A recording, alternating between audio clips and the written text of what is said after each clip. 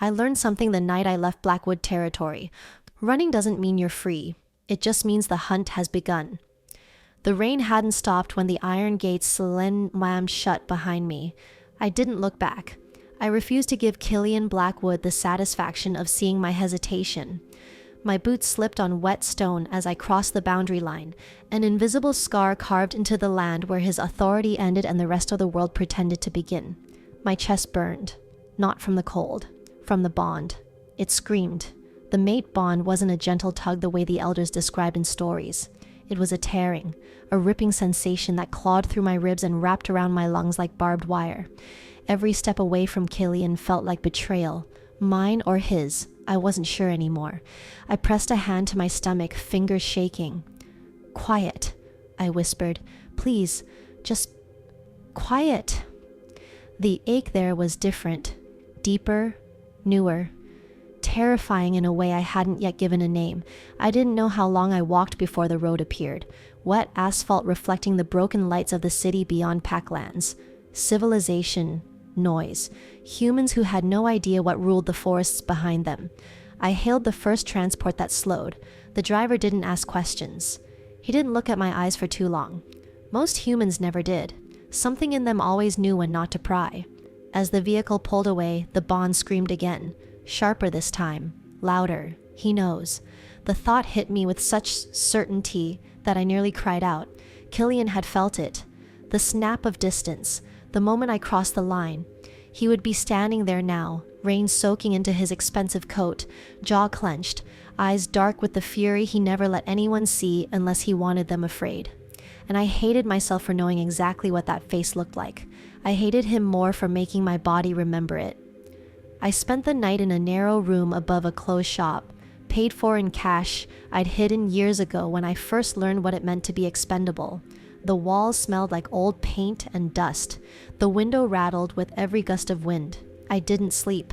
Every time I closed my eyes, I felt him. Killian's presence pressed against my mind like a shadow just beyond the door. Not physically, not yet.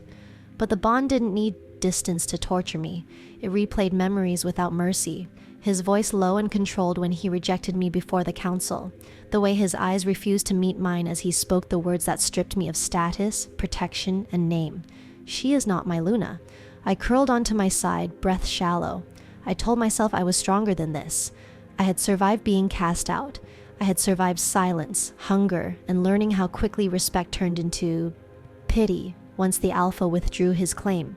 What I hadn't prepared for was the way my body betrayed me now. By morning, the nausea was impossible to ignore. I barely made it to the sink. When it passed, I stared at my reflection, skin pale, eyes too bright, something wild and scared staring back at me. I pressed both hands flat against the counter and waited for the dizziness to fade. It didn't. The realization came slowly, horribly, piece by piece.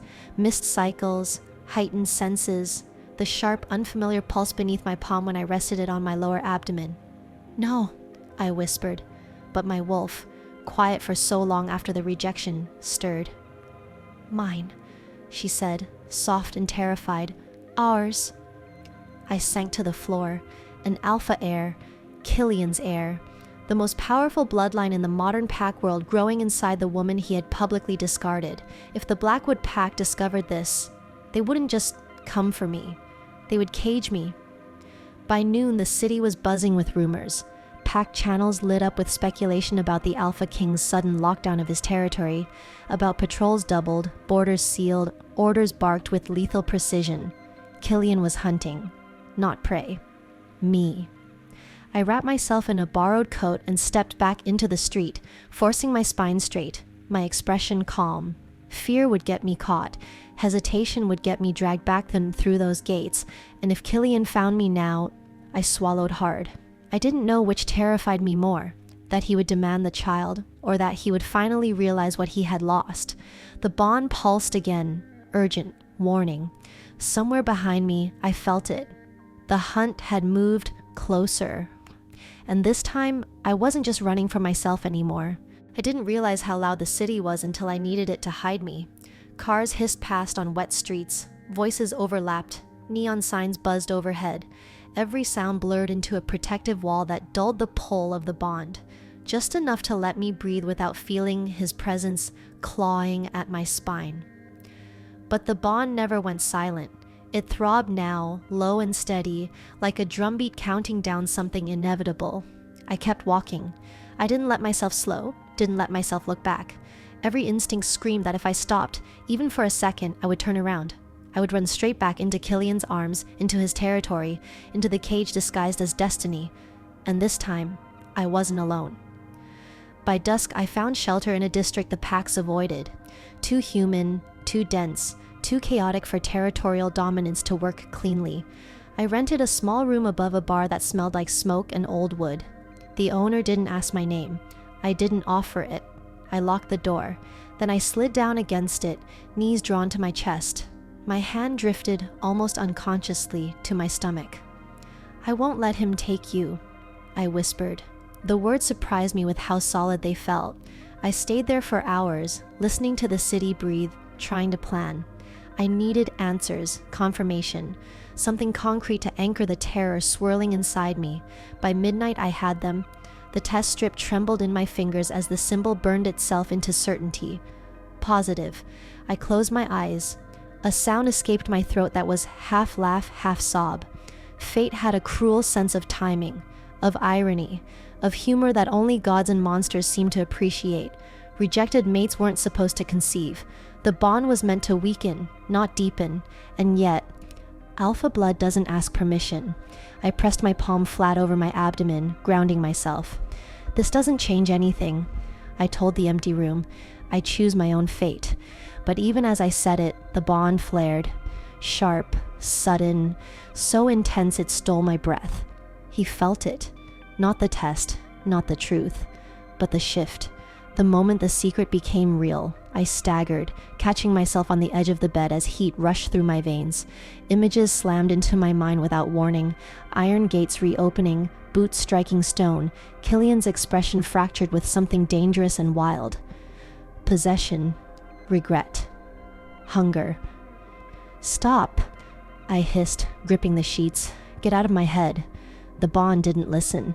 I felt him move, not emotionally, physically. The Alpha King was no longer waiting behind his borders. He was crossing them. The knock came an hour later. 3 sharp raps against the door. My heart slammed so hard it hurt. No. Too soon. It had to be coincidence. Humans knocked like that. Pack enforcers didn't knock at all. I held my breath. The knock came again. Slower this time. Deliberate. "Mira."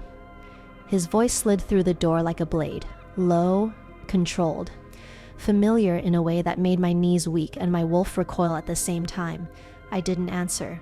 The silence stretched. "I know you're there," Killian said quietly. "You've always been terrible at hiding from me." Anger flared, hot and sharp. "You lost that right," I said, my voice shaking despite my effort. "You rejected me. You don't get to say my name like it belongs to you." A pause, then softer, dangerously so. "I didn't come to claim you." I laughed, bitter and disbelieving. "Liar." Another pause, longer. "I came because something changed," he said, "and whether you want to admit it or not, you felt it too." I closed my eyes. My hand tightened over my stomach. He didn't know. Not fully. Yet. Killian exhaled slowly on the other side of the door, as if steadying himself. "Open the door, Mira." "No. I'm not leaving. I don't care." "You will," he said, and there was no threat in it, only certainty. "Because if you don't, the bond will tear us both apart.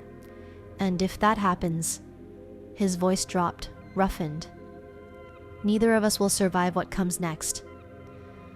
My pulse thundered in my ears. Outside, thunder rolled across the city, rattling the windows. The lights flickered once, twice. I stared at the door separating us, at the thin wood standing between the Alpha King of the Blackwood pack and the secret growing inside me. One step closer, and everything would change. I reached for the lock, and froze as a new sensation surged through the bond. Not Killian's presence. Others. Pack signatures. Multiple. Closing in fast. Killian swore softly. "They followed me," he said, fury lacing every word. "Mira, listen to me. If they see you like this, if they sense what you're carrying..." I stepped back, terror crashing through me. "What?" I demanded. "What happens then?" Silence, then devastatingly honest. "They won't let you leave alive without choosing a side." The hallway lights went out, footsteps echoed below, and I understood with terrifying clarity. Running had bought me time, but the war for my future had just begun.